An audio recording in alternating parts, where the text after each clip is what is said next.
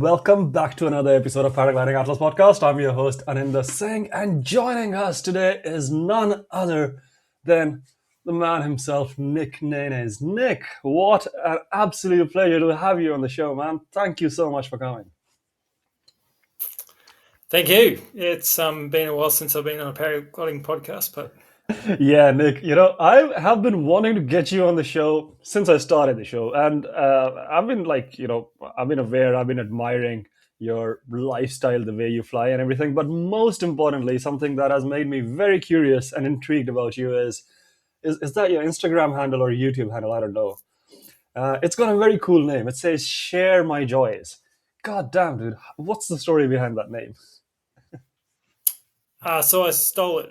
It was a book that I read from a mountaineering guide that I never met, but like someone, I don't know, maybe in the 50s or sometime before I was born. And that was the title of their book, so I just stole it. But yeah, they were just talking about all their adventures in the mountains and that kind of thing in New Zealand as well. Yeah. Nick, for the perspective of our listeners, this show is 2 years old, and I think the most active years of you in paragliding were a little bit earlier than that. So, for the pilots who have just practiced the out of flight not that long ago, a little introduction about you, if you can.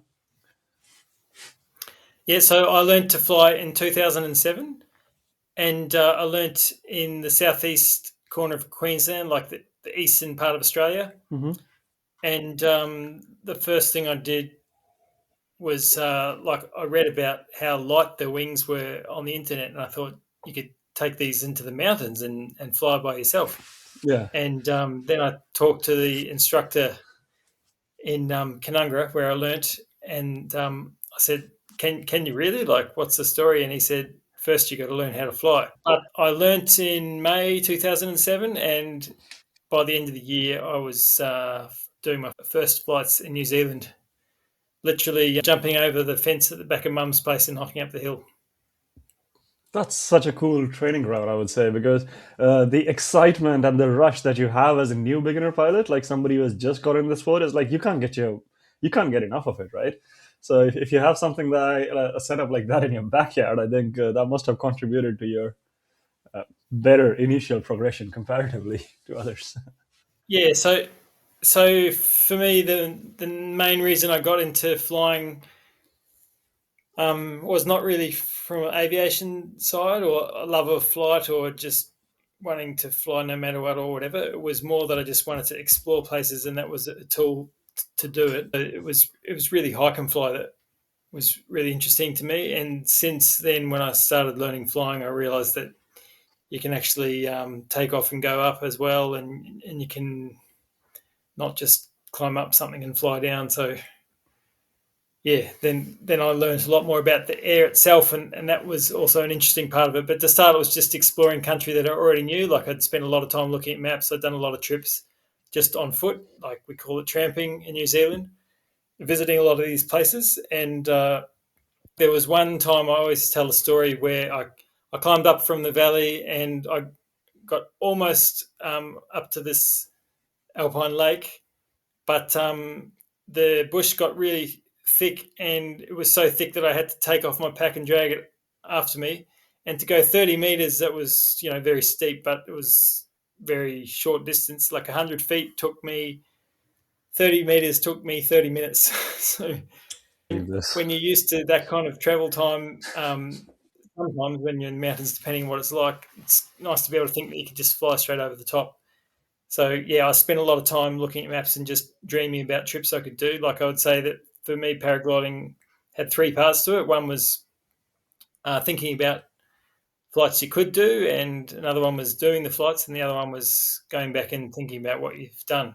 Hmm. And that's why I've spent a lot of time video editing, and that was an enjoyable part of it. Sometimes you feel like, oh, how am I going to get through all this footage? But usually when you get started, it's quite fun reviewing what you did and seeing if the flight was actually like you thought it was when you landed, if it was maybe different to how you remembered.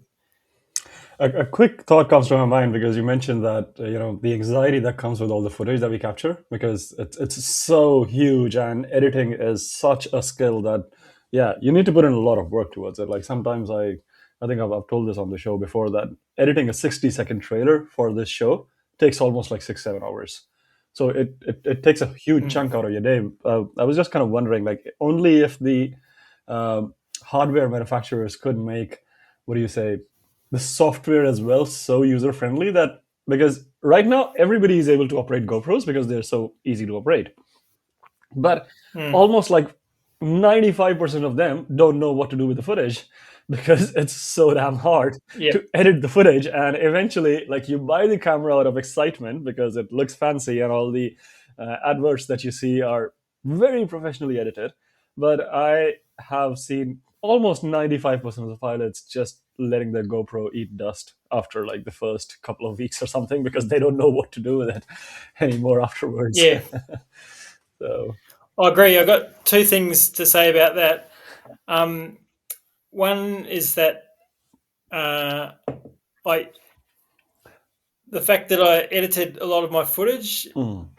gave me feedback to not take as much footage and just to do short clips. So when I made the video about my accident, a lot of people said, "How come you didn't include the accident?" And I was like, "Well, I don't record all the time. I just record, Mm. you know, at one turn in a thermal, or say a few words when I'm on the glide somewhere, and just do it when something's interesting or different is happening. I don't like record the whole thing because it'd be too much work to go through it all. Plus, you got to have the card space and the battery and all that. So, yeah, having the feedback of having to edit means that I was a lot more deliberate and succinct when I was making the footage to Mm. make that part easier. Because I I was thinking about making really nice videos like what like around the time of the pandemic, I thought I'll get some decent cameras and I'll do a decent job because a lot of the time I was making videos just basically for my own memories. Mm. But Ben Khaled and Ben Jordan, they make videos which are really nice, but they spend an awful lot of time doing it, or at least yeah. So there's a lot of having different cameras and not being as fast on the ground, like maybe missing a couple of flights because you spent too much time trying to set the cameras up or whatever. I don't know.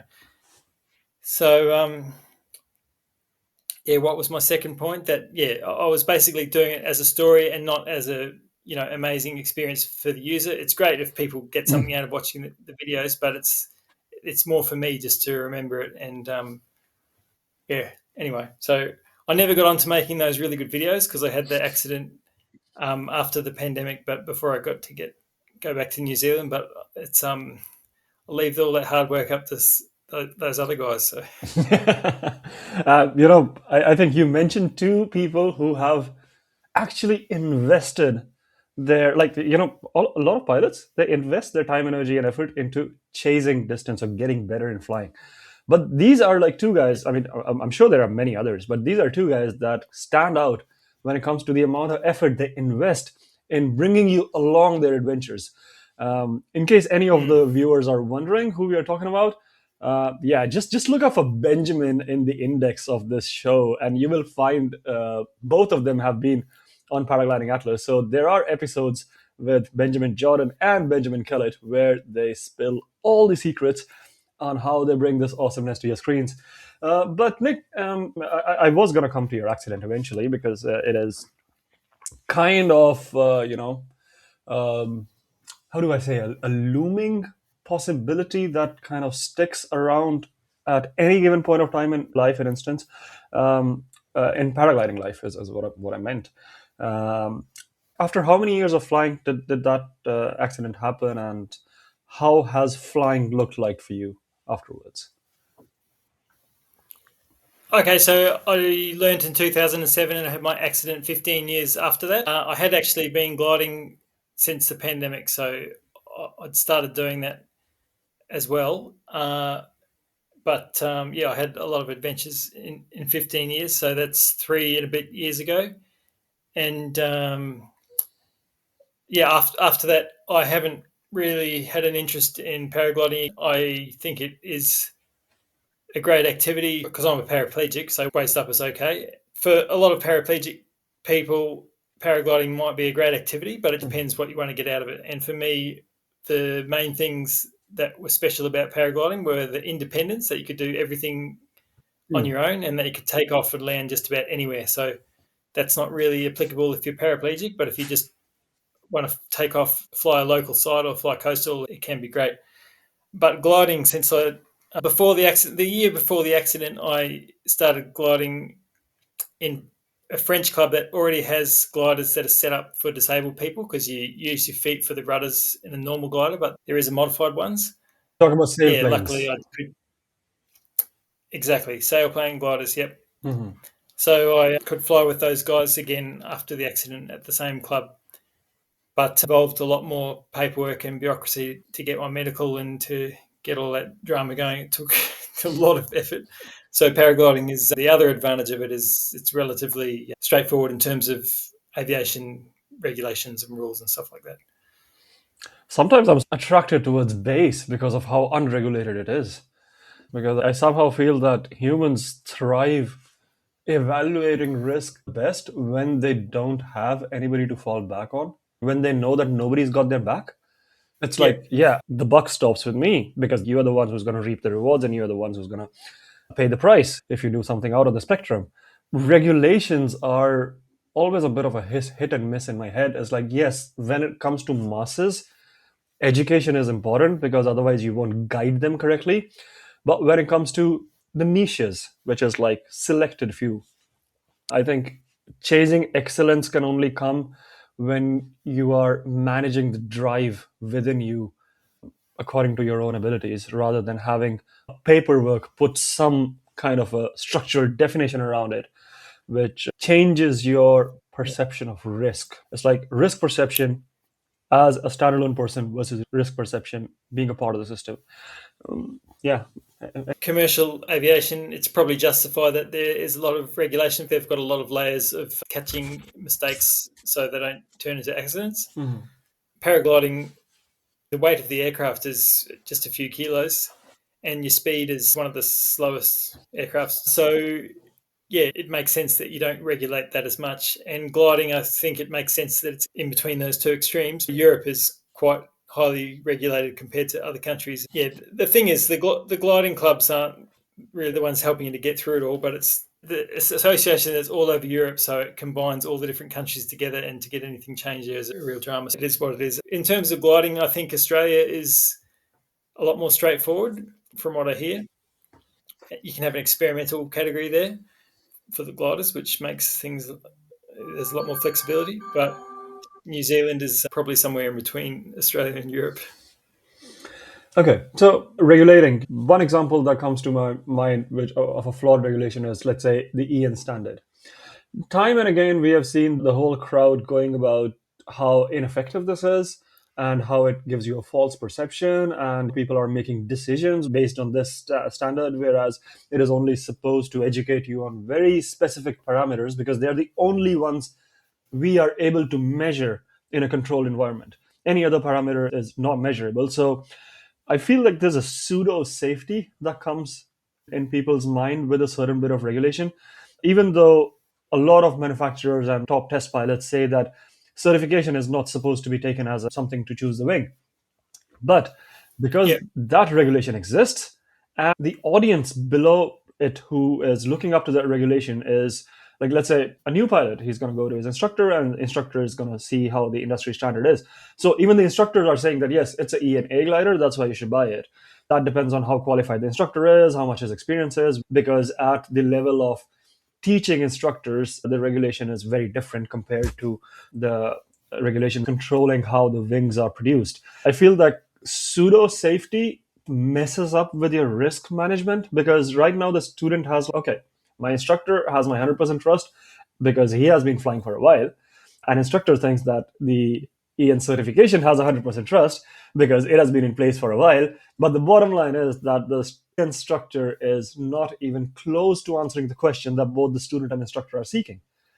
So Yeah, Perfectly, I it did is. hear you talk with Luke Mont about this, and he said you shouldn't look at the Ian rating, you should look at what the manufacturer says about it because they're the ones pitching it to a certain market. So, yeah, that makes sense. Yeah, it's interesting, but that's one thing that I was thinking about before this is like when you go on a ride at a theme park, Mm, you're kind of like, well, it's safe, like it's being tested, mm, someone's done it before, but paragliding, it's not like that. Like you never can guarantee I mean, you can't guarantee that the theme park ride won't break, but it's different every single time you fly, and accidents do happen quite a lot. So I think it's definitely a dangerous sport. And some people like to tick boxes and say, if I tick all these boxes, then I won't have an accident. Like I mm, found after my accident, I felt there was a psychological thing that a lot of people want to know what you did wrong because you must have done something wrong because something bad happened and it must have been something that you did. It's definitely more likely that you'll have an accident if you do something wrong, but it's also a dangerous sport and sometimes things happen. And I think there's a psychological thing that people want to say an accident will only happen to me if I do something wrong. So as long as I don't do anything wrong, I'm safe. mhm, I don't think that's true. I think you're safer, but you're not safe.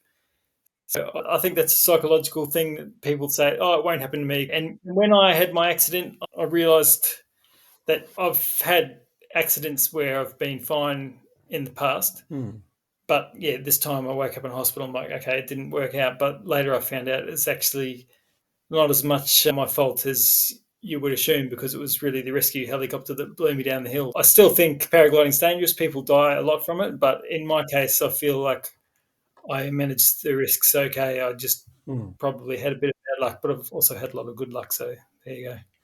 Okay, risk.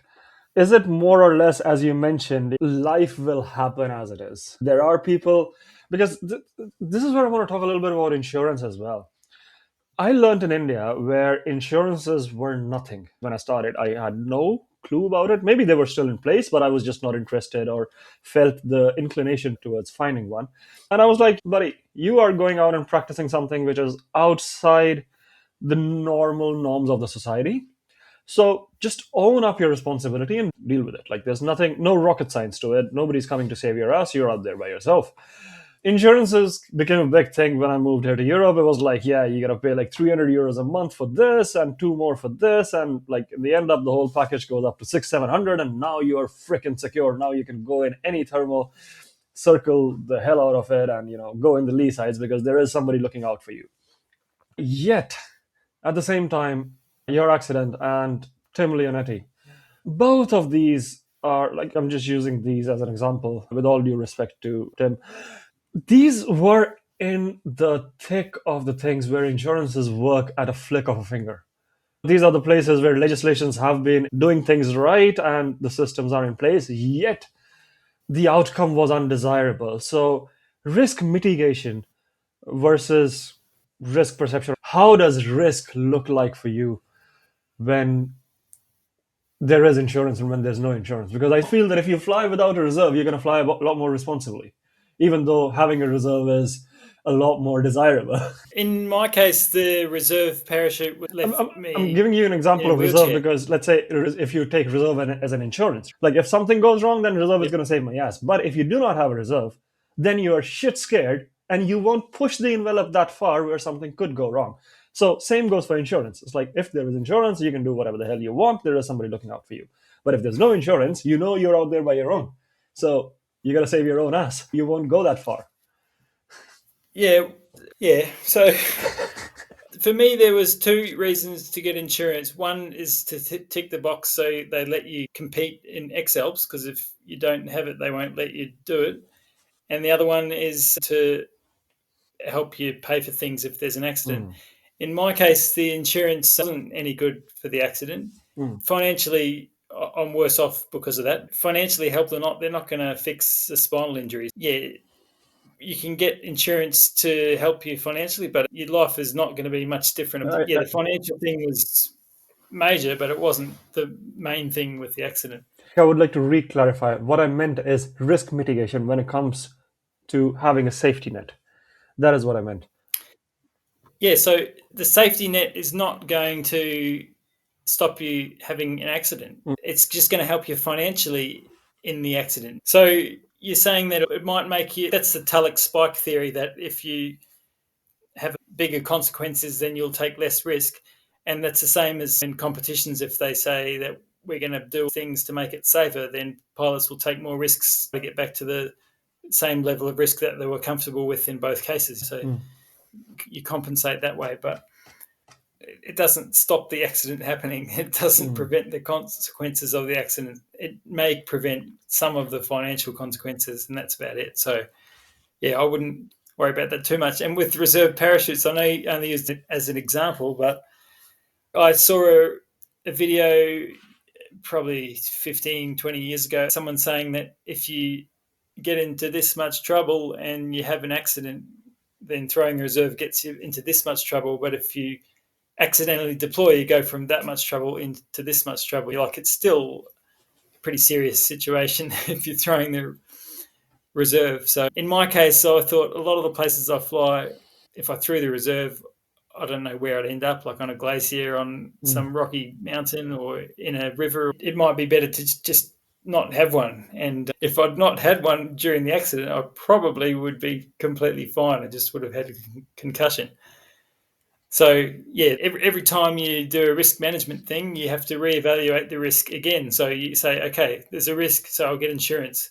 But then you got to reevaluate the risk again. Okay, I'll have insurance, but that'll only stop this and this. It won't stop that and that. There'll be a lot of serious consequences either way. But the other thing I say about risk is, if you're worried about going to hospital, you should probably go to one and have a look around and see all the people there. And if you walk down the aisles, there's a few people who are young males driving too fast, had a car accident, motorbike accident. But in reality, it's mostly old people. So in the end, old age gets you, and some people are luckier than others with genetics and inherited things they have with their body getting old. But that's basically the biggest cause of death or hospitalisation is old age. Yeah, in the end, you've just got to... For me, when I learnt paragliding, my instructor was talking to his buddies, saying, this guy, if he survives, he might end up being pretty good because he's motivated to do new things and do exciting things, but also dangerous things. But my philosophy was, I'm trying to have as much as fun as I can before I die. And if I die, or if I become a tetraplegic after 1 year of paragliding, then there's not a lot of fun I can have in 1 year compared to 15 years. So I'm going to try to manage the risk so I can stay alive, not have an accident, and then I can have more fun over a longer period of time, rather than having too much fun in a short period of time because I did something too silly. What's tetra? That makes sense. You said the word tetraplegic. What's that? Plegic? I'm not sure what I say. Okay. So paraplegic is the only word. I thought you said. Oh, paraplegic. Yeah. Okay. Tetraplegic. If you're paraplegic, it's more or less waist down, and tetraplegic, you don't have full use of your arms. Okay. That's a pretty sad state to be in. Yeah, some people, like, they need help to feed themselves, they need help to go to the toilet, they can't really do anything for themselves.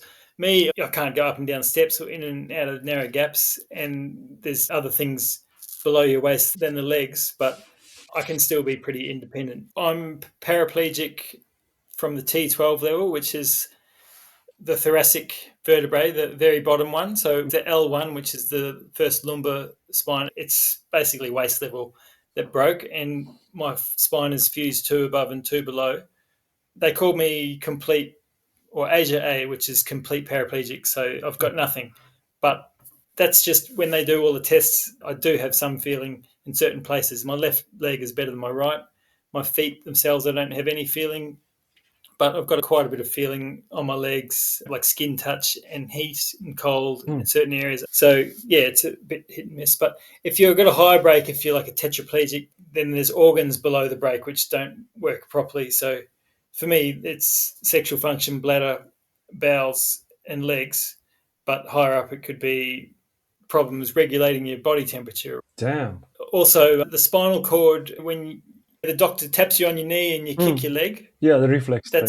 Yeah, so a reflex is when the signal that your leg's been kicked goes to your spine, and then your spine replies straight away to tell you to kick your leg. but normally the signal goes to the brain. But if it goes to the spine, it's faster. But the brain can still override it. Like you can concentrate on not kicking your leg and then you'll stop it from kicking.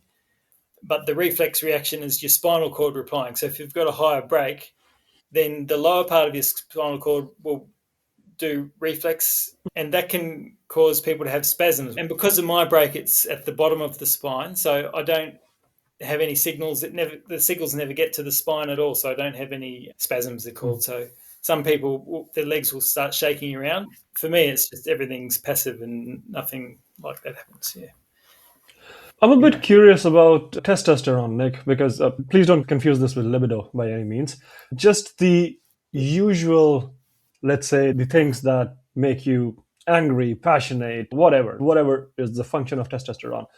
Do you still have those same kind of drive for everything, or did that take a hit? Yeah, I don't think the feelings or emotions or that kind of thing has really changed that much. Mm, I was just lucky generally that because I'm older, people who have spinal accidents, you get some people that have bad luck with some kind of disease or whatever, mm, or some kind of accident mm, that's not really from taking risks. People can trip over a fence or something and mm, get a spinal injury, and maybe they're not so fit. I could take a lot of falls and not get much damage because I'm more fit and used to taking falls. But yeah, so generally the people who will have accidents from doing silly things are young males, right? mm, And for them, it's a part of their life where they're wanting to do lots of things. But for me, I'm older. I've already taken years off work just to travel around the world. I've done a lot of things. And so I'm pretty happy with all the things that I've done. And it's not like there's been times in my life where I've been thinking I've got to go out and I've got to do these things, but then I've gone and done them. So I'm happy that way. I'm a bit older, so I don't have the like young guys driving fast cars. I'm mm, just happy cruising around, but I don't think it's because I had a spinal injury that I'm happy cruising mm, around mm. relatively slowly on the country roads instead of driving real fast. I don't think that's because of my spinal injury. I think it's just because I'm a bit more older and chilled out. I managed to do all those things, and I've had 15 years of experience as paragliding, which is a pretty good run, as a friend said. Yeah, I think that was answering your question. Hopefully. Okay, like there are so many other topics that I want to move on to, but before we close on to this one, first thoughts, Nick, when you were by yourself, when the dust settled, let's say you're in the hospital, people have given you the preliminary report and everything, and then when you finally have a moment by yourself, how did the thought process look like when you finally were able to comprehend what just happened? So the first week in hospital, I recorded a couple of videos. We're going to link it in the description. So anybody who's very curious, I would recommend go check out Nick's website channel. The amount of information there is nothing but a gold mine. Go on, please. Yeah, it was interesting that I seemed to get more viewership after the accident than all the pretty videos of me flying through the mountains. Mm, The first week, I made those videos, and you could see that I was more or less okay, but the same as if you were really tired because I'd been through a lot. It was hard to sleep. Physically, I was really bashed around in the crash. It wasn't just the spinal injury. My teeth had gone through my tongue. I had stitches there. I had scratches all over my face. I had something that connects to the heart nearly ripped out, and I nearly died from that. I had other internal damage, heavy physical falls. But we only found out several days into it that they had me on all these painkillers. And I'm like, I've never said that I was in pain once. I've never complained about being in pain once. What's happening? Like, and I had the messages that I was sending before the accident, and it's like I'm just talking normally. It doesn't sound like I'm in pain. What's the story? But I didn't realize the main accident was actually after the helicopter arrived. So yeah, it was hard to think straight, and you get all funny kinds of dreams, and you're not really sure what reality is when you're getting all these drugs. I got off the drugs straight away as soon as I found out I was on them. I've always been trying to get off drugs quickly, and I haven't been on drugs since I left the hospital after the rehab. But yeah, but basically, after all the injuries, the internal injuries had calmed down, and I'd been off the drugs, and then I'd been able to sleep a bit better. Then I became a bit more back to normal. And there was never any really sudden psychological recovery or damage or anything like that. I always knew it was a dangerous activity. I figured, yep, okay, what could have happened finally happened. And yeah, and when I made the video about probably 5 months, 4 or 5 months after the accident, I got everything that I knew, basically the messages I'd sent on my phone, the conversations I've had with other people, the video footage that I had, the track logs, and I put everything I knew into the video. Hmm. And it wasn't really an emotional thing for me. I was just thinking, like, what was there some particular risk that applied that day? And I was like, yeah, it wasn't really anything in particular that was risky about that day. I've done a lot more sillier things than that, Mm. and it is what it is. I would say, in general, when you're flying in the mountains, it often happens that you're close to terrain. And if something happens when you're close to terrain, you don't have much time to get the wing flying again. And that's just what happened to me. Yeah, I never had any regrets really because I didn't know what to regret because I don't remember the actual accident. And yeah, psychologically, there was not a big problem. But after that accident video, it got really popular. Someone contacted me through Instagram and they said the French should investigate this. So contact this person and they'll look into it. So I started emailing the BEA, the investigation people in France, and they investigated it. And a few months later, I said, "What's going on?" And they didn't really want to tell me. And they said, "We'll have to have a meeting." And we finally organised to talk about what happened because they didn't just send me the PDF. They wanted to do a video conference about it. Then I realised that the helicopter had blown me down the hill. My partner was there and she was kind of, yeah, obviously fairly emotionally affected by it. But I kind of felt, oh, well, at least it wasn't as much my fault as I thought. So I felt a little bit relieved of the responsibility for it. So, yeah, basically you're talking about the psychological effects in terms of, yeah, so the accident, it was always dangerous, always could have happened. And in terms of what can you do about it, my mum's really good with her way of thinking about that. She's a doctor and she came over the first week of the accident. She was there. I'm not sure how many days it took her to get there, but In France, she was basically just like in France, yeah. yeah. Okay. And she was like, what can I do? How can we help things get a little bit better? There was no real emotion from her. It's just what can we practically do to make things a little bit better in the future rather than thinking about the past. Yeah. I feel like this is a masterclass in anger management. The way you dealt with even after getting the reality of the fault of the pilot, which was unintentional, I believe. This is where there's a huge communication gap that rescue choppers are, first of all, like double engine, massively heavy, insane amounts of downwash from the rotors. And then you come across a pilot who is lying motionless but still connected. The amount of damage that you can create by swatting around already injured pilot is insane. And this is what makes me angry, man. Like, if somebody fucked up, like if that pilot fucked up, even though it was unintentional, like at least make it public so other pilots don't. Because I do clearly Yeah. remember I used to listen to Gavin a lot when I started. I mean, he was one of the inspiration before starting this show. He mentioned very clearly that there was a girl, I don't know which episode, but where, had a crash, called in the chopper, was unconscious, the chopper comes in, blows her further away, and she passes away from that. The more we try to suppress such information, the more susceptible we make the future generations to be facing the same consequences without learning from it. Even if it makes owning up your fuck ups, that is the easiest way to describe it at an institutional level.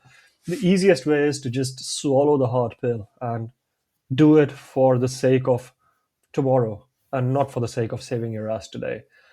Yeah. So their organisation made those decisions for whatever reasons they made them for. Mm. That's why I made the YouTube video. And a few people commented on my YouTube video that we work with the rescue helicopters in this country and we just saw your video and we shared it with all our colleagues. So that was one reason for making the video is exactly what you're talking about. Did you ever find it difficult, or what was your coping mechanism with anger management? Because I think a lot of us love dwelling in the past. That fuck, I could have done this right. Like, I could have fixed this, or how I can fix future. But the way you were speaking about it seems like you just, yeah, it did not bother you up to a point where you're life would be affected. So, how did you regulate your emotions and anger? And what was your go to thing when you felt you were losing the plot at times? Quite a lot of times where I thought about things that I used to be able to do that I can't do anymore. And it's pretty hard because it's not so easy to forget that you're paralyzed. Mm, Like when you're moving around, you can't walk, you're in a wheelchair. So you're kind of reminded of that all the time just through mm, all your sensations, basically, of pushing the wheelchair around. And when you're asleep, it's hard to roll over. I've got to have all the plumbing hooked up for the mm, peeing and all that kind of thing. So it's basically, it's in your face all the time. You can't really forget about it. One of the things where you can forget about it, I would say, is gliding, because you're using the hand instead of the feet, but basically you're flying through the air. You're not really using your feet much in a glider anyway. You're just sitting down and you're just using them for the rudder, and you can do that a different way. But basically, you can feel just like a glider pilot before, after the accident.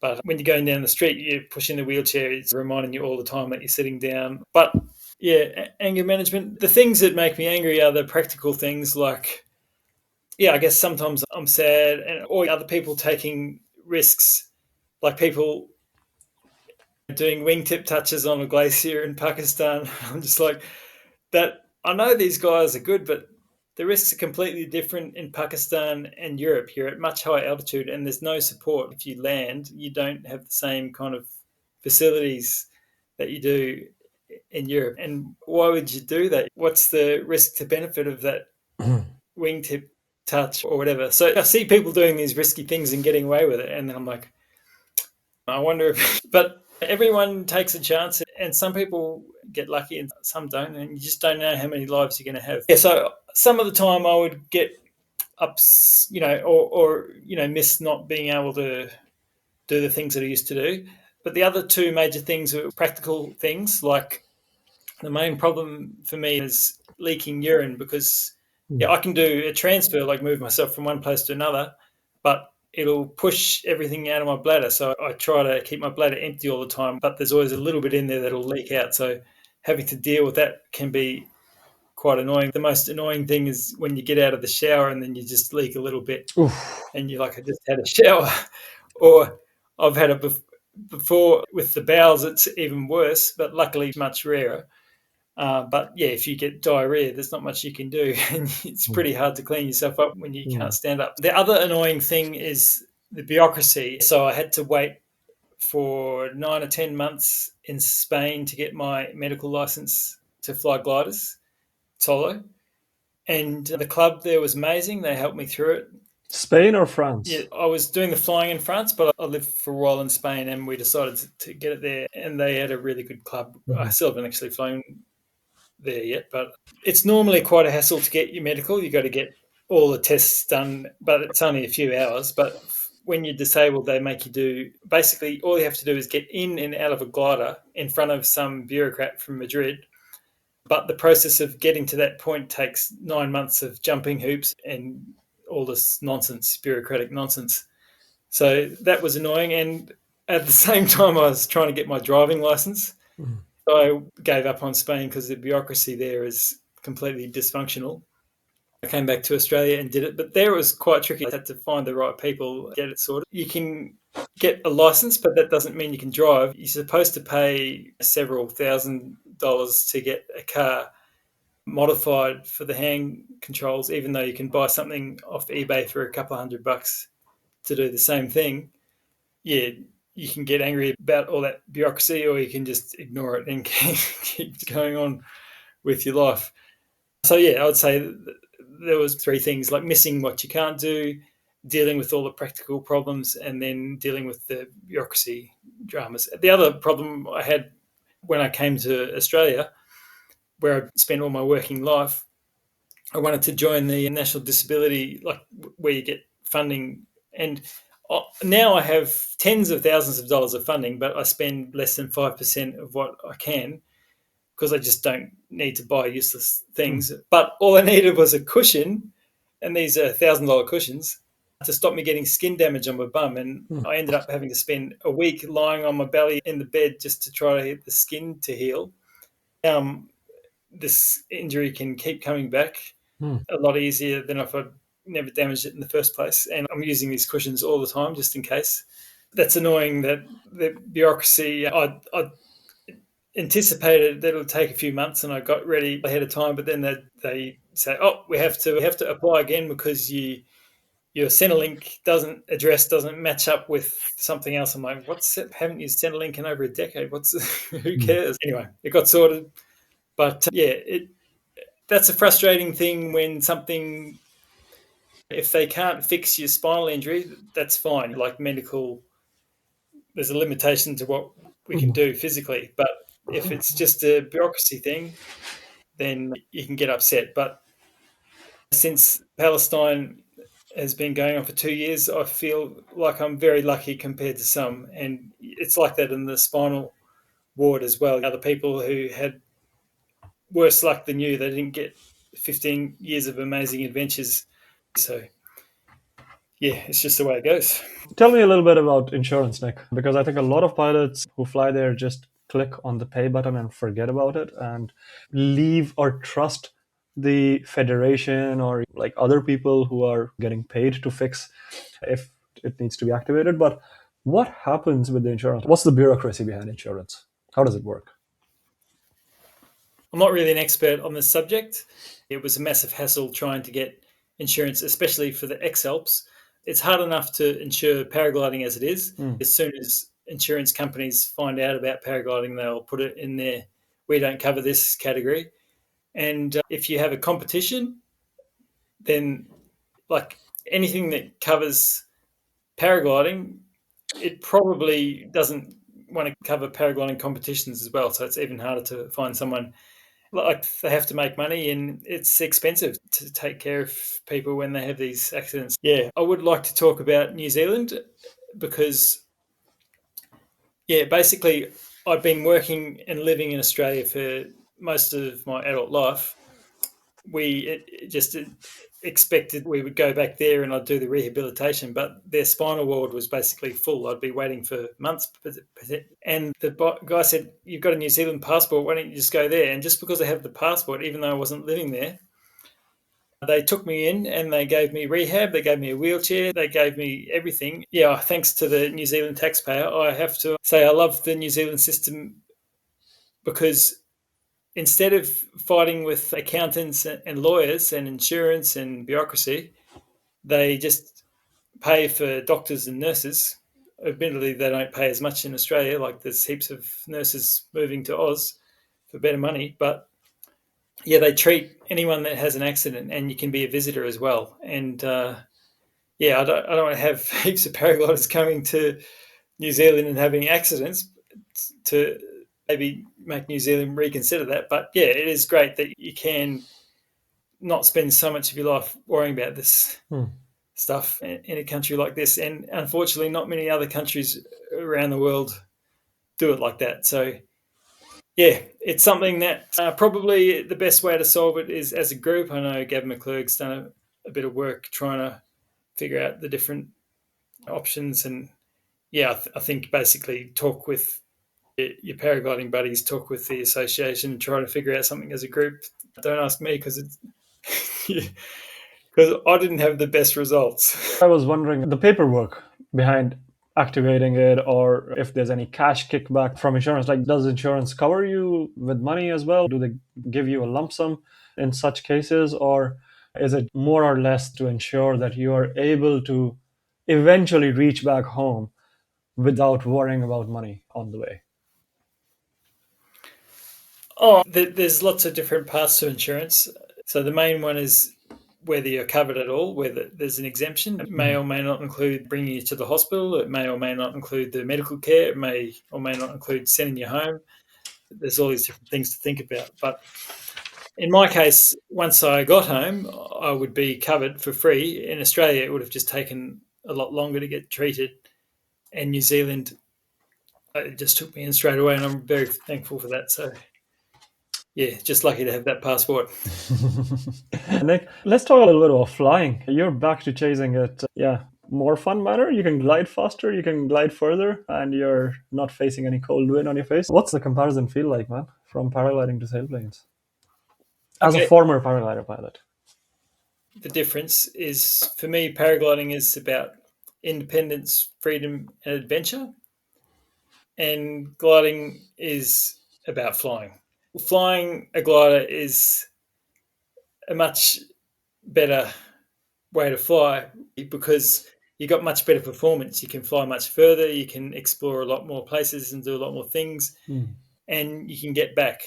But the downside of gliding is that you can't land on a mountain in the middle of nowhere. You can't take off from a mountain in the middle of nowhere. You can't take a glider and check it into your luggage and turn up in another country and go flying there. It's not so flexible that way. So, yeah, but in terms of flying, yeah, for a start, you're in a canopy, so it's not windy, it's not cold, it's in the sun and out of the wind. And the dynamics, like being able to pull up and put the nose down and go fast, the performances means you have so many more chances to find lift than you do with a paraglider, where you can just cross a valley and then you got to start again. And because you got so many chances, you don't need to dribble around and just survive and scratch around and weak lift just to stay in the air. You can just power on through and only stop for the best climbs. Or sometimes you can just not even turn at all if you're following. Like once I got low about 80 kilometers from home and there was some big storm clouds developing. I thought maybe I shouldn't keep finishing this big triangle that I had planned and I'll just start going home now. So after I got my low, which I wasn't that worried about finding because there was a cloud shadow and I knew there'd be a climb there somewhere. You can glide so far before you. Yeah, it was easy to find a climb. And once I got to cloud base, I flew about 80 k's back home, staying at cloud base and not turning because I was just following lifty lines along clouds. So yeah, it really is a lot better flying compared to, yeah, you have to be a lot more canny and selective. If you look at all the paragliding flights in Europe, which is really the best place to fly in the world with the weather, the mountains, and the infrastructure, most of the flights that cross country pilots are doing are very carefully planned to follow the easiest or the best terrain to get them to fly a big distance that day. There's some places where it's just too difficult cross the valley, or like they're following the sunny faces in the morning. They've planned the whole thing to make it as easy as possible for them, and you kind of have to because otherwise you just can't do it. But with gliding, yeah, it's a different story. The thrill, I completely understand that, different cockpits are like different sensations. But is it more or less the same or is it different because you're sitting in a very protected structure? I don't know what the exact statistics are. I think gliding has fewer accidents, but a higher percentage of the accidents are fatality. Because paragliding, your slow speeds, you're probably just going to have a crash and walk away or not walk away. So, because of the slower speeds in paragliding, there's a lot of accidents where you don't die. They're both quite dangerous sports, and a lot of it does come down to your attitude and the levels of risk that you take. But in terms of the sensation where you're not really thinking about risk, you're just thinking about how fun it is. I really love cranking it in a thermal in a glider. You really bank it over tight. And I've taken a paraglider and she was surprised at how steeply you do turn and how tight you do turn. There's just a lot more that you can do with it. Like paraglider in the competitions, people are mashing full speed bar because you can go as fast as you like and it's still not that fast. But yeah, I hate pushing the bar. It's uncomfortable. It gets annoying. But in the glider, you just lean on the stick, and you would never go as up to V and E like the max speed. You just go as fast as it makes sense to in those cross country conditions. I'd say it's a great feeling, and a lot of the time I fly just because of the beauty of what's around me, and you get to see a lot of things gliding. So yeah, I guess with the gliders, you don't hear the birds singing or the sound of the waterfalls when you fly past, but Still a great feeling, I'd say. Before the accident, I would like doing both for the independence and adventure for the paragliding, but the flying for gliding. So what I was going to say is that more or less your life has gifted you a more immersive or more rewarding form of aviation, if you look at it that way. A lot of people in the gliding club that I fly with in France also paraglide as well, but they'll tend to do hike and fly more than a 9 hour Yeah, cross country flight. If it's a big cross country day, they'll probably just go gliding. A lot of paragliders get too carried away with the distance thing yeah, when you're flying the slowest aircrafts. I have been like that myself. I love to do long flights and use the whole day. That's what I like about the X helps is you're trying to get the mm, most that you can out of the day. And I didn't really like conventional competition so much because you're sitting on the hill and you're waiting for briefings and then you're flying a few hours, but there's so many other hours you could fly that you don't. So yeah, Nick, when a person like you who is so willing to share comes on the show, I often lose my plot because there are so many things we can talk about, but there is a time limit, and I believe we are in a 12-hour time difference. It's 10:30 in the morning in Oslo, but I would suppose you would get drowsy soon enough if we don't call it a day. Okay, before we wrap this up, I really want to talk about chorioid because that has been a bit of a pain point, and I believe we as a community are failing to throw enough light or even discuss it enough. Your harness, I mean, X Alps or just that side of flying is more or less lightweight. To me, I don't know how or when. Okay, this is where I would like to tell our listeners, viewers, a bit of a story here. When I was in my first like new beginners course, I had my instructor telling me to do a beeline stall. I don't know if it was stupid, but that was the norm of that instructor to every single student to make them do beeline stalls. Not crazy, not too deep, just feel how it feels to pull the beelines, which I think was kind of cool. And I was like, you know what? I want to do a helico. I had no idea what a helico was. This was like fifth or sixth flight. And I was like, that looks cool. And if you are pushing me to beeline, then I want to get pushed further. So tell me how to do a helico. And he was like, fuck off. This is not happening. And I was like, why? Tell me, explain it to me that why can't I do helico when I'm comfortable doing wing overs in my fifth or sixth flight, or I'm able to do beeline on my seventh or eighth or whatever it is. And he said something later on which stuck with me, which was like, what's the point of living a life by chasing excitement or wing overs, but having a very real risk of just lying around in bed and being fed by tubes because you were stupid in one instance? And it was shocking to hear that because my psyche was that fuck, I'm going to do helicos, I'm going to do wing overs, it's going to be crazy exciting. And then this guy is, dude, that is one side of the reality if you do everything right and if life is kind enough to you. But the other reality is that you get fed by tubes.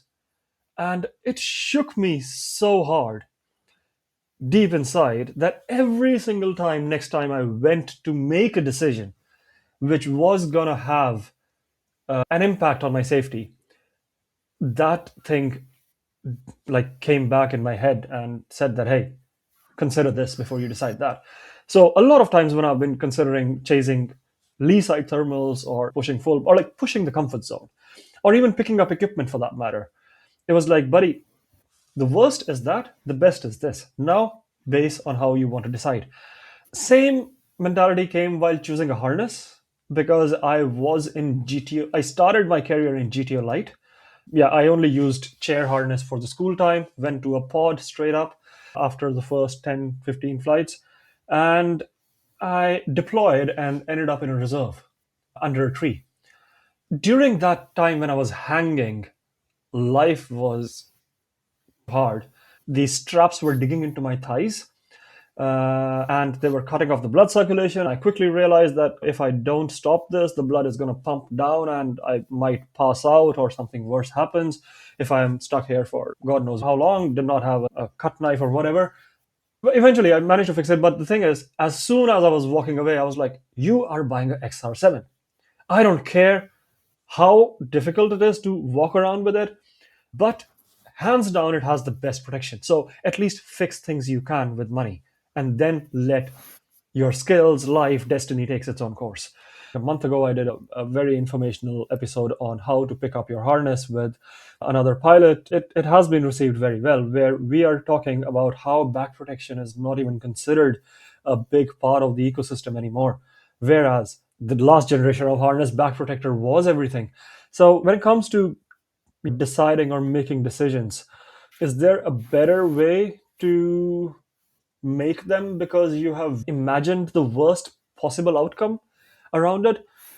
Or is ignorance is a bliss because destiny will take its own course any which ways? Yeah, so I was taught there was two things that we could never do when we were learning. One is walk around with your harness without all the buckles done up, because it's either completely on or completely off, because people have fallen to their death because they forgot to do their harness buckles up. And the other one was that we always had to be upright out of the harness for a good time after we launched and a good time before we landed. So if you came back to the ground, you would be on your feet. That was the most important thing. For me, some back protectors are better than others, sure, whatever. But there's basically just two factors. One is the distance, and the other one is the time. As long as you can use that full distance, then that's how much protection you have. If you have your legs, you have about a meter to slow it down. But if you have a back protector that's 30 centimeters, then you've got 30 centimeters instead of a meter. If you've got a small one, it doesn't matter what it's made of. The most it can do is slow things down in that distance.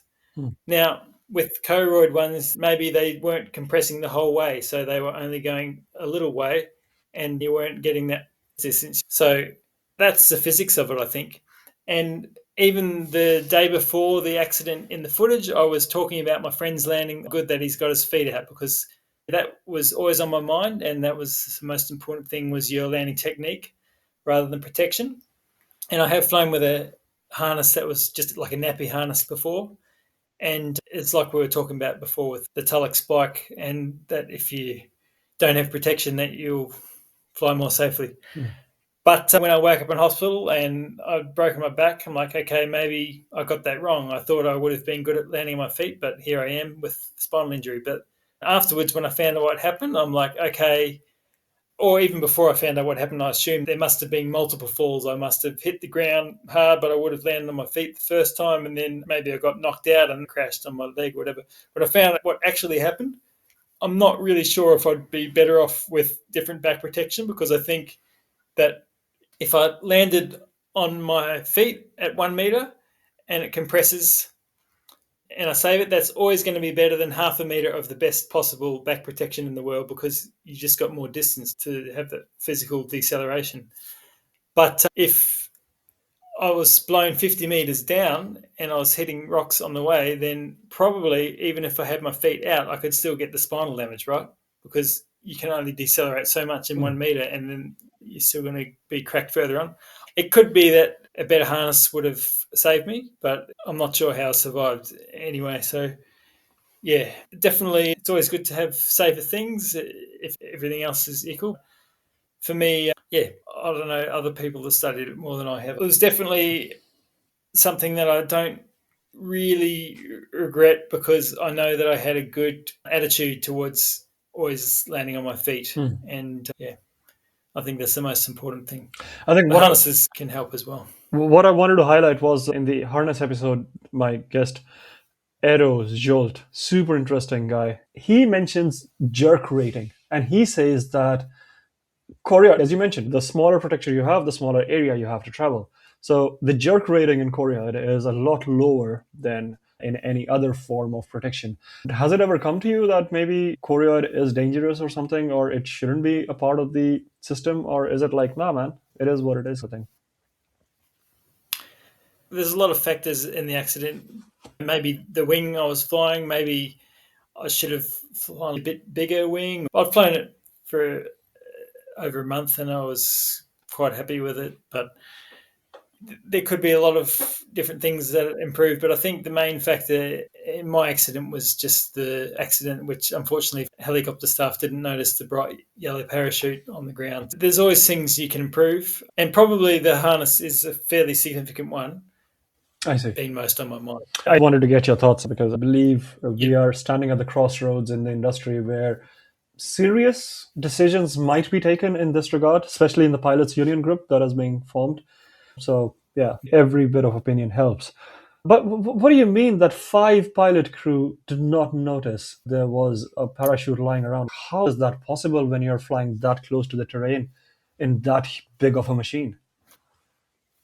Well, to start with, they flew past to see how it was going. Then they dropped off one person. This is all in the video that I did about it. But yeah, the first person was holding my glider to make sure it didn't get blown by the chopper. But somehow they didn't see this parachute. There's a photo that hikers took from half a kilometre away where you can see this big bright yellow dot in the middle of the grass. So yeah, I don't know how they didn't manage it. Apparently, they didn't have radio communications properly. So maybe if someone saw it, they wouldn't be able to tell the others. But yeah, it was when they came back to get me that it happened. But anyway, watch the video for that.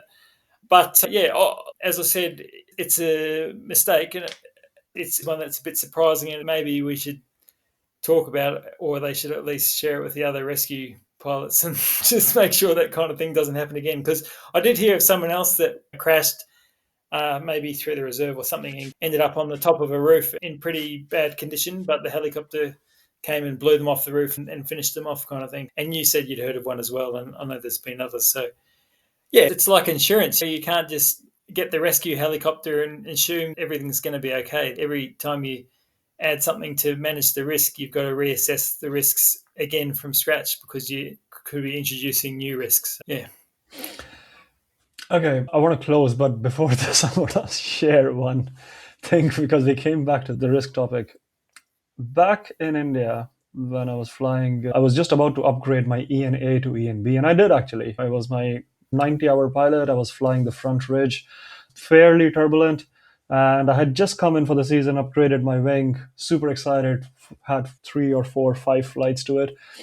Did not have a reserve yet because it was in transit, it was coming. So I was flying without a reserve in beer billing, without telling anyone because I felt it was within my comfort zone. But of course, I thought I was mitigating risk enough. Then I casually mentioned it to my mentor instructor, and I was like, I don't have a reservation. Like, are you fucking stupid? That is nothing but madness. So beg, borrow, steal, do whatever, but don't take another flight without a reserve. Anyways, asked a friend, got his reserve, went out chasing same distance and everything that I had. Man, believe it or not, 2 days later after borrowing, I deployed. Thankfully, that is the only time I have deployed until now in my flying career. But it was like the first 4 days, it could have been fluke, it could have been luck, I'm not going to lie. But the first 4 days, my risk perception was very different from the risk perception that I had when I had a reserve in my harness. I think this is a dilemma everybody has to answer for themselves. Do they fare well with more support around them, or do they perform better when they are by themselves? Because right now, chopper rescues are giving me a bit of an anxiety, man. It's like, yeah, if you're conscious and able to do something, then it is a lifeline. But if not, then it is almost like a sure shot, risky thing because no chopper, majority of the chopper pilots don't know how a paraglider works or are least bothered in finding out. Fuck ups like these are gonna remain covered up, so the organization as a whole saves its face. So, hush thing, then maybe it's better to only activate it when the pilot is conscious. But, anyways, I think people get the point. A lot of aviation is good like that with reporting accidents, but I guess paragliding it's less so. In terms of reserve, uses deployed twice. Once was over water doing SIV, and based on looking at the timing and the height, I think if I hadn't deployed, it would have been equivalent to jumping off something 11 meters high. So onto water, I probably would have been fine if I hadn't had the reserve, because I ended up wrapped in the wing and it was going like this down after me. But yeah, it was good to have it then, I guess, but I probably would have been fine without it because it was over water. And the other time I deployed it, I think if I didn't have the reserve with me, I had a big line over, I would have just gone to land with the line over and I probably would have been okay. And the way it worked out, I was super lucky and it was a great experience. But yeah, in 15 years, they're the only times I used it. And apart from the third time where it got me in more trouble. It depends what you're doing. It depends what you're saving yourself from. A lot of the reason you would use it is if you had a mid-air. Yeah. With paragliding, your wing is collapsible and there's a chance that you'll throw it because you've got a wing collapse or whatever, or a cravat. But if you have a cravat, you can probably clear it if you're high. And if you're not high, you might not have enough time to throw the reserve. So it's still marginal. Yeah, I mean, they are good, but I think it is debatable. And it's probably something. I mean, I guess you could do a whole podcast just on that, but you probably better interview people other than me because I've only had a few experiences in my 15 years of flying. Oh, geez, Nick, that's so well summarized, man. Yeah. Before I let you go, I often wonder about this question a lot of times that if people knew, and this is like me included, if eventually life was unfolded in front of you before you started to, or before you started it and said that, hey, this is how things are going to plan out, this is what you're going to do at this stage in your life. If you knew that next 15 years of your flying career are going to be like this, looking back at it, would you go back and do it all over again, or would you try to make any amends on the way? Like, in terms of did I get good value out of my accident with 15 years of flying? Yeah, I think it's pretty good. Like, I, I could have had an accident without that experience. Mm. I would have been less likely to have an accident if I didn't do the 15 years of flying, but I think I've got good bang for buck. If there's specific things I would do differently to reduce the amounts of risks, I would say that overall I'm pretty happy because we didn't really talk about. Actually, I wrote a book after my accident. I thought I've got a lot less excuses to not write a book now. I've got a lot of adventures that we didn't talk about in this podcast, traveling all over the world, flying through remote areas, which some places maybe no one has flown before. That was super rewarding, and it was definitely the best tool for the job in terms of what you can do with that. You can bring it with you on a plane and a bus, hitchhike. You can really get around, and yeah, I think I got pretty good bang for buck for what I did with it. And considering all the things I did, I think it was relatively low risk to be able to do that much stuff. It is a risky sport, but in terms of what I managed to do with it, I did okay. Yeah, if that Thanks makes for sense. mentioning your book, man. I completely slipped my mind when we were doing it, but this allows me Yeah. to restart one of my traditions on the show where I used to ask my guests to share their one best or one memory from their flying career. Could be best, could be worse, or whatever. There's not really a list of best experiences. There's lots of different ones, but I'll just list the one that came to my mind. Right now, I'm in Ranfurly, where we've been here since July. We've started a hostel here, and it's in what I call rabbit country. It's away from the Southern Alps to the east, so it's dry and it's tussock and grass, and you have sheep here and maybe a few cows, but mostly sheep. When I came to fly in New Zealand, I would normally stay away from this area. I would be as close to the main divide where all the glaciers and rainforests, bush, beach forest is, and I wouldn't come out this way very often. But one day it was quite windy and ended up doing a downwinder, like the usual Australian style where you fly with the wind. So I did the closest I've come to flatland flying for parts of it anyway. And I flew past this area, and yeah, whenever I drive from here to the east coast, we go past the place where I landed by the road and hitched back out. So yeah, that was a cool flight. It started in the mountains, going downwind, getting out of the mountains, but got a low save at the neck between lakes. And then after that, it was just cruising along, and I thought I might even have a chance of making the east coast. Mm. And probably one or two more thermals I would have, but of course the sea breeze got me in the end. But that meant that I was flying over the tops of the clouds as they were pouring over the Kakanouis. Damn. Yeah, I mean, it's just nice to do something different. A lot of people in New Zealand, there's only a few pilots here, but they've been trying to break the 200K triangle, and I was trying to do that myself. But one thing I really like about the way that I did it is I was always be trying a different triangle. I wouldn't be trying the same route over and over. And yeah, that's something special about paragliding. You don't have to land back at the airfield the whole time. You don't start. It's not like gliding where you start and finish at the same place, but you can do different things every time. So yeah, that was just one that came to mind because it kind of ties in with where I am right now. What's the book all about, and where can people get their hands on it? It's basically about 15 years of flying adventures. There's 15 chapters. It's not exactly year for year. Each chapter has a different theme, and it's supposed to be written so it's not just for paragliding people, but anyone who's interested in adventure stories. I try to stay away from the jargon and go through the amazing experiences I've had over that 15 years. It's called Lessons from the Sky. I guess we can have a link. It's a tricky one to find. I've only seen one version of it. I think it's on Amazon somewhere.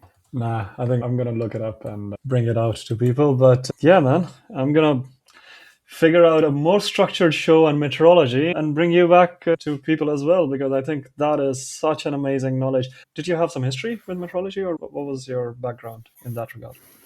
I did a course in 2016, 10-month course Yeah. with the Australian government and forecasted for them for several years. And yeah, I would say probably a lot of the stuff from the meteorology course I already knew, but maybe saw it from a different angle or got a bit more maths behind it. There's a few new things that I thought of flying experiences that I had in the past, and I understand what that was now. A few quirky things that I learned out of it. It's an amazing job to be able to look at the weather, look out the window, see all the satellite imagery and all the data that we have coming in, and then talk to people about what the weather features are and what's happening. Aviation forecasting was more about the next 6 hours and the next several days. So it means you're doing a lot more observations rather than weather models, a week out. Yeah, so I've done that for a few years. I could still go back and do it. I'd like to do it, but it means I have to move back to Australia, which is nice. But yeah, it's good being in New Zealand too. I think hostel life is kind of cool, man, because I had a hostel back in New Delhi before I moved to Oslo, and Okay. damn, it was so much fun meeting new people and exchanging new stories. Every now Yep. and then. Yeah, it's pretty quiet out here, but it's just starting to be a bit busier now with the summer. Basically, you're on Hostel World booking like all of those aggregators and then figuring out. Yeah, mostly booking.com, and we have Airbnb guests. I think we might be halfway through the Hostel World process. I'm not sure. It's a pain in the ass, But, man. I know Hostel World is super slow compared to booking and onboarding. Oh, jeez. We're bringing back Yeah, Camilla nostalgia knows from that stuff backpacking from days. Camilla knows that stuff from a user perspective, and she's not really sure if the Hostel World one's worth it for us. Yeah. It's more money, my man, regardless of whatever it is. Yeah, but they can probably find you if they want to, can't they? But yeah, I think checking out your hostel gives me a reason to come to that side of the world one day. So I'm going to stay tuned for that, and the viewers can stay tuned for the awesomeness that we have planned for them in the coming weeks, including your metrology episode, which we will get to discussing on the emails as soon as we stop recording. But for now, Nick, it has been an absolute honor, man. I kid you not. I have been wanting to get you on the show for more than a year. Like, that's how long I've procrastinated over it. Can you believe it? But finally glad to get it done and can't wait for the next time. thanks very much for the interview.